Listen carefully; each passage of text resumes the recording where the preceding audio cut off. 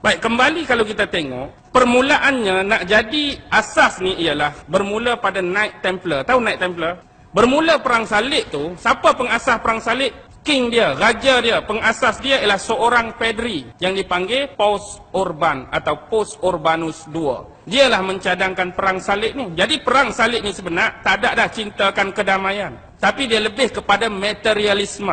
Sebab zaman tu ialah zaman Eropah, zaman Dark Age. Apa Dark Age? Zaman kegelap, zaman kegelapan. Tapi dia duk tengok kekayaan, kemewahan, kemakmuran belah mana? Belah timur kan? Di belah timur. Jadi mereka datang nak jajah, nak rebut balik hasil mahsul tadi, dan yang penting nak dapatkan bumi Palestin yang di dalamnya ada Jerusalem, iaitu Haikal Sulaiman. Jadi dia mengetuai satu konsili ataupun panggil persidangan Claremont. Jadi bermulalah tahun tu tahun 1095. Jadi sepanjang perjalanan ni nak sampai 1095 sampai 1099 baru sampai Jerusalem. 4 tahun tengah jalan ni mereka banyak bantai orang-orang Islam. Mereka bunuh juga sebahagian besar orang-orang Yahudi. Bila ini berlaku 1099 baru sampai Jerusalem. Kepung pula 5 minggu.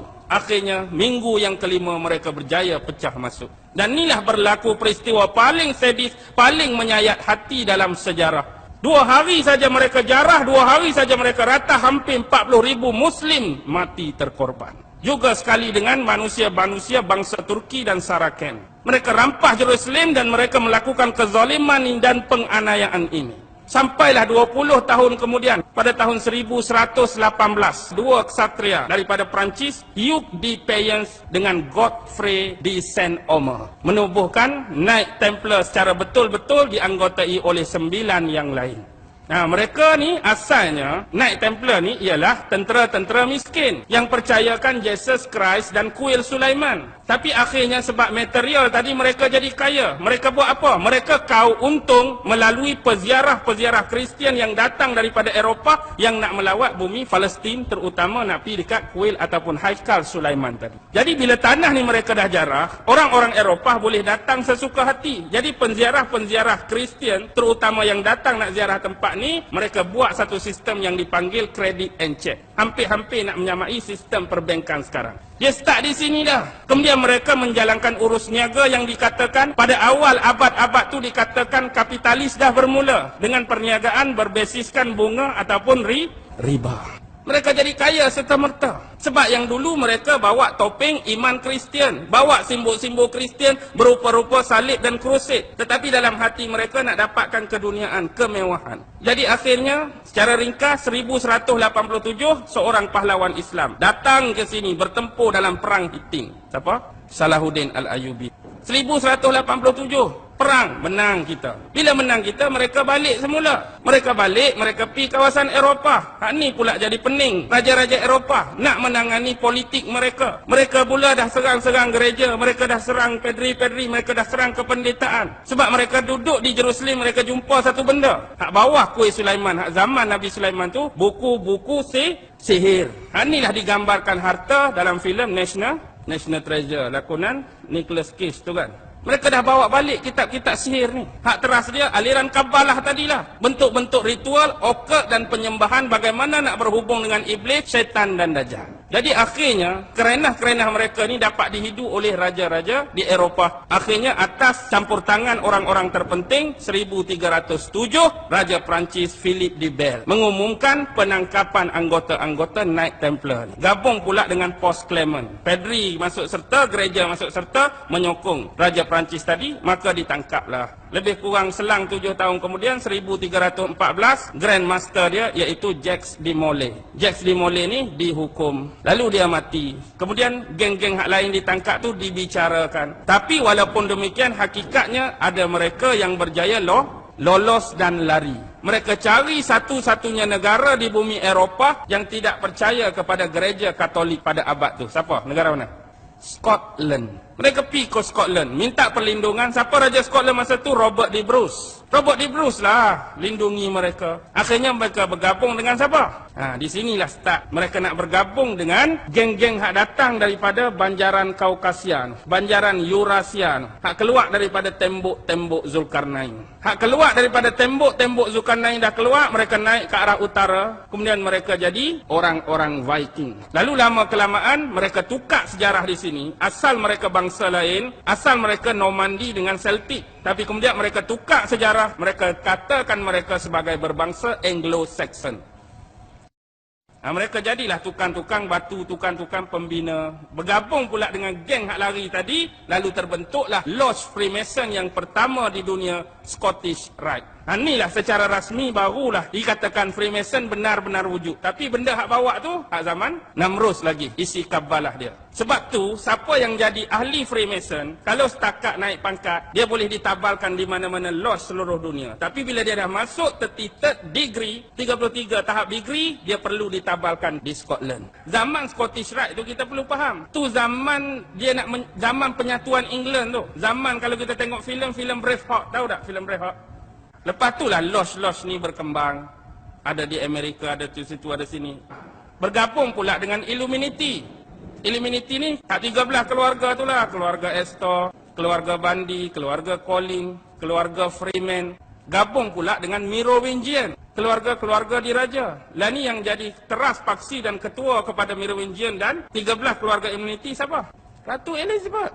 Lepas tu bergabung pula dengan hak lain. Ada CFR, ada Electoral Commission, ada Skull and Bone. Macam-macam nama lagi lah. Ada apa nak letak. Kecil-kecil tu hak division dia. Tapi hak teras ada pada Freemason, ada pada Illumination. Yang pasti kita nak suruh faham benda ni lama dah. Agenda ni nak dibawa oleh siapa? Oleh Namrus lagi. Dulu dia nak buat OWG, One World Government. Dan hari ini dia buat dalam bentuk baru NWO, New World Order.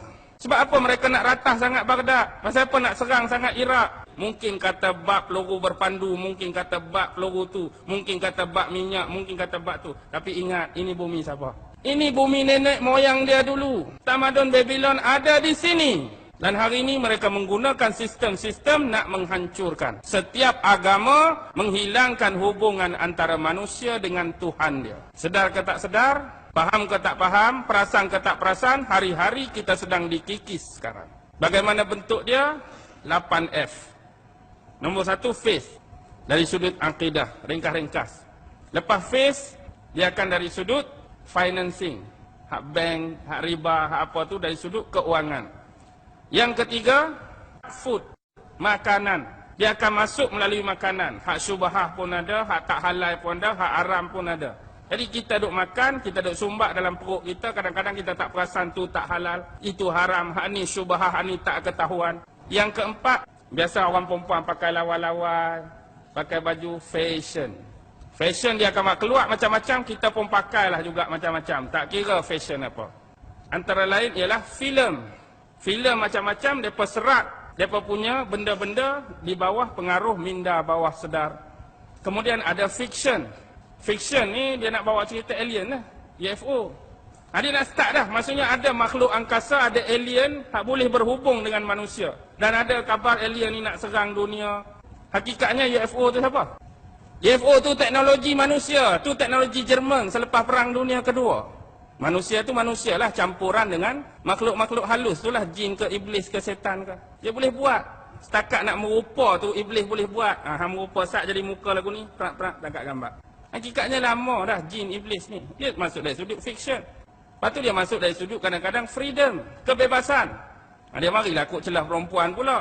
Kebebasan, nak hak wanita. Wanita mesti sama dengan lelaki. Hak kami mesti disamaratakan. Lepas tu keluar pula LGBT. Tahu LGBT?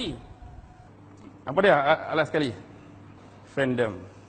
Budaya mengidolakan. Dulu mereka sembah berhala. Dia nak suruh orang Islam sembah berhala, sembah patung, tak boleh dah.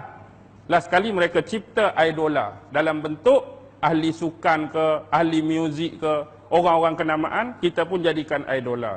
Jadi masuk bilik anak kita, tengok di dinding, Lionel Messi. Tengok di dinding, Lady Gaga. Tengok di dinding, Britney Spears. Tengok di dinding, tak ada seorang rabuk pun hak Islam. Itu budaya fandom. Tak sembah tapi jadikan mereka tu idola. Penyanyi tu, ahli sukan ni, hak orang, hak kita, hak budak-budak duk minat lah ni. Inilah budaya fandom.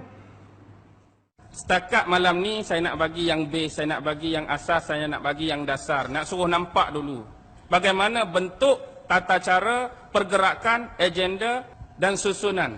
Susunan ni sebenarnya dah ada dalam book and chronicle. Nama-nama tadi tu mereka dah menggerakkan cara susunan piramid mereka. Atas tu siapa, yang kedua siapa, yang ketiga ke siapa, yang bawah sekali golongan slave. Slave tu siapa? Tak mau mengaku pun kena terima hakikat hamba tu ialah kita lah. Hak duk terima kemewahan, hak duk terima untung, hak duk terima duit hari-hari, golongan atas tu. Golongan elit. Golongan tu lah duk perah kita, duk zalim kita. Kita nak suruh kenal Freemason tu bukan apa. Sebab kumpulan ni lah yang digelar kumpulan elit sekarang. Hak duk tengah pegang dunia ni masih lagi keturunan yang sama. Keturunan siapa mereka ni? Rothschild, susu galur dia, nasab dia, salah silah dia, sampai pada siapa? Namrus. Hak baki lagi? Fir'aun. Golongan yang sama, kumpulan yang sama yang masih memerintah dunia dulu sampai sekarang. Fir'aun dah mati, tapi kefir'aunan tak pernah mati lagi. Namrus dah mati, kenamruzan pun tak pernah mati lagi. Kefir'aunan dan kenamruzan masih lagi memerintah dunia sampai hari ini.